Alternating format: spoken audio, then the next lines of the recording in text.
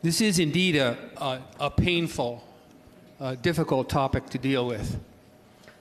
It's been difficult for quite some time because this is the 5th time a bill like this has been brought before the legislature in the last 10 years.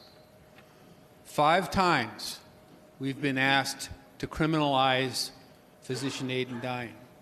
5 times we've been told that it bears risks of coercion or error.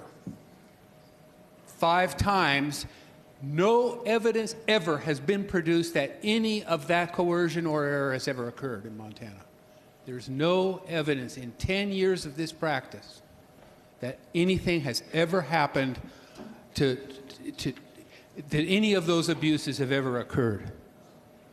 But even if there is a risk of abuse, I want you to think about something else.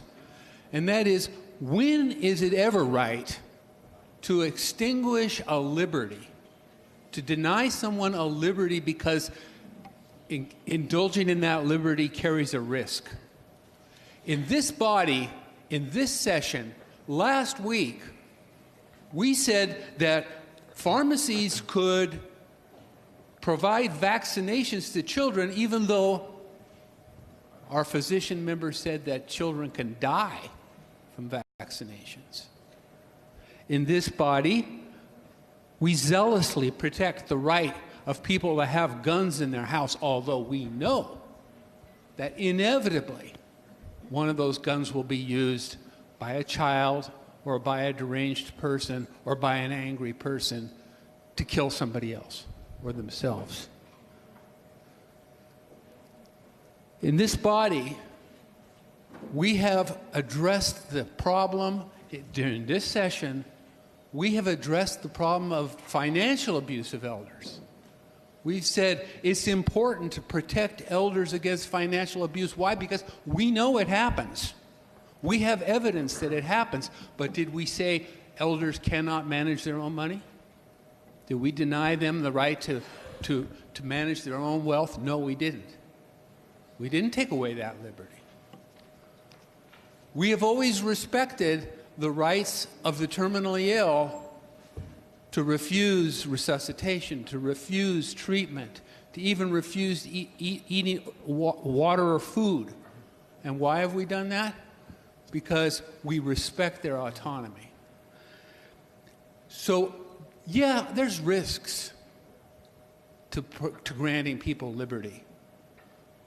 There's risk to granting people liberty, and if the risks are great enough, we should probably do something, as the sponsor says, to regulate it, to put some guidance to it. I've brought bills 4 times or 3 times to do that, and this legislature has turned them down.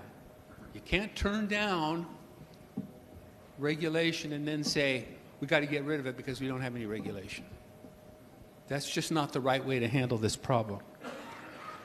Ultimately, what this bill is about is whether we're going to respect the autonomy of people who are close to death to make their own decisions about their remaining days, or whether we're going to impose ourselves on them.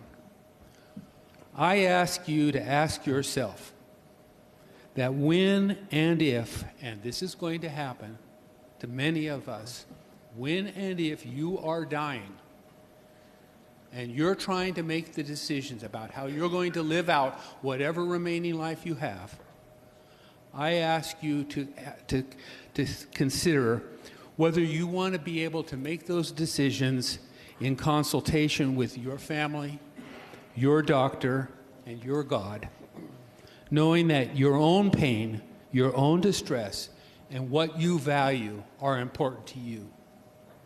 Or do you want to have that decision made by this legislature? If your answer is the former, then you should vote against this bill.